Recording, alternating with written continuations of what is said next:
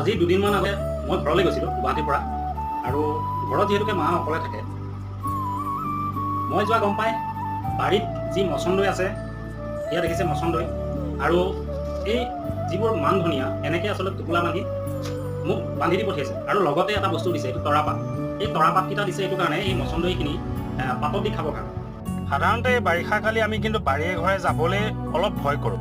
কেতিয়াবা আমাৰ ঘৰৰ দুৱাৰমুখত এডাল সাপ ওলায়, আৰু সেই সাপডাল যেতিয়া আমি মুখামুখি হওঁ তেতিয়া আমাৰ ভাবিবলৈ সময় নহয় যে সেই সময়ত সেই সাপডালে আমালৈ ভয় কৰিছে, নাই সেই সাপডালক দেখি আমি ভয় কৰিছোঁ। সেইটো ভাবিবলৈ আমাৰ সময় নহয়, আৰু লগে লগে আমি কি কৰোঁ, ঘৰৰ ভিতৰত থকা মানুহটোৱে বাহিৰত থকা সেই সাপডালৰ ওপৰেদি পাৰ হৈ আমি দৌৰ মাৰোঁ ভয়ত।